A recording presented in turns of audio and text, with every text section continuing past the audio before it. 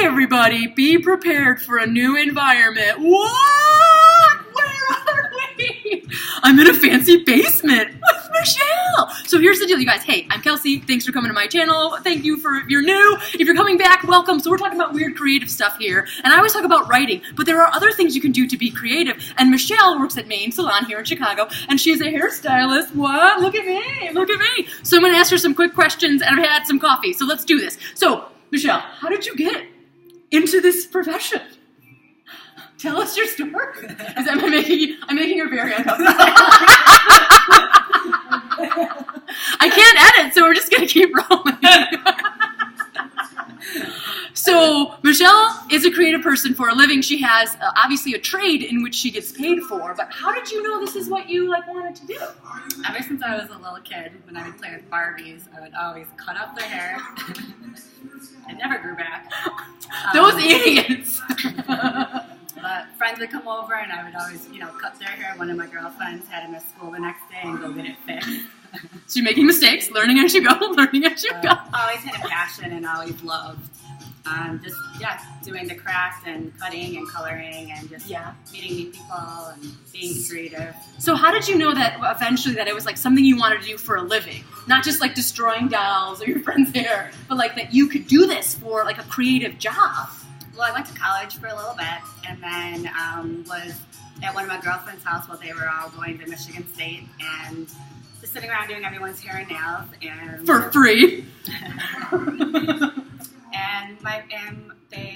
One of my girlfriends was talking about the hair school right up the street, and so I didn't even think of it and went there and changed my life. That's amazing. Now I don't work a day in my life. I just do what I love. Just do what you love. That's so great. And then so you had friends that were supportive. Did you have most people in your life that were supportive once you chose a creative path? Yeah, very. My entire family was very supportive. They knew that this was me, especially my mom. Yeah. And they've always been very supportive of what I do. And that's awesome. Shout out to Mom.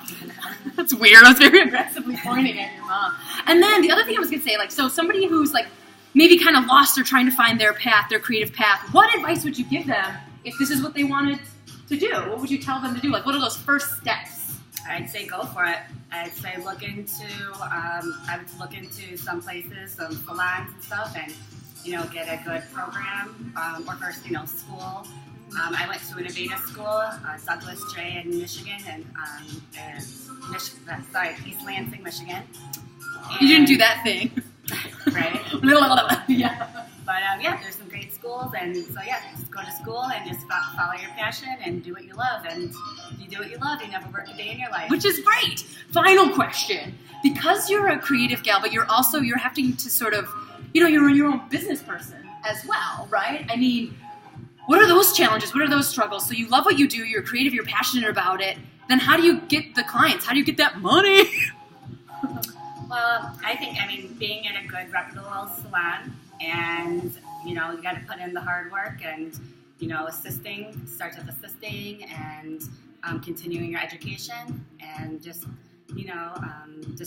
perfecting your craft. Yeah. So you're saying just be good at what you do, hustle, yeah, and it takes time. It takes time. You're not going to just know everything right off the bat. And, I've been in the industry for almost 20 years, and I still am learning every single day. Right when you think you know everything is when I think that you need to start learning some more. Where you're move on. Final question, because I just can't stop asking questions.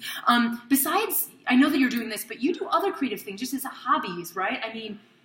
What do you think those other creative tools, those outlets, because I just know a little bit about you, right? You do some sort of painting and all this kind of stuff. Do you think that elevates what you're doing for a living, those different hobbies? Or what do you think about creativity as a whole? Do you know what I mean?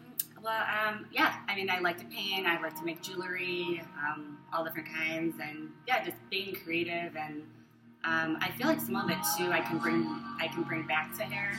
So even all of a sudden I'll be stringing some beads or whatever, and then I come to work and I'm oh my gosh, I can put that in around a ponytail, or I can add it to the hair. And I'm always kind of creating little things here and there that I can add in and put little things in at the end of braids and just kind of make it your own. And I love that. You kind of even though you have this creative path, that you're sort of being inspired all the time by other things as well. Absolutely. High five. We interview. I have no interview skills whatsoever, but you crushed it. Do you guys like how you're seeing the back of my head the whole time? So you're working at Main Salon here in Chicago. Check this gal out.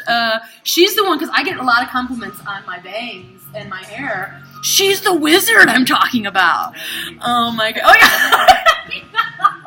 All right, you guys, that's it. If you have any questions for Michelle, put them down here in the comment section. Thanks for being on my channel. First guest. Ooh. Okay, bye. We say bye here. Bye. Say bye. She won't do it.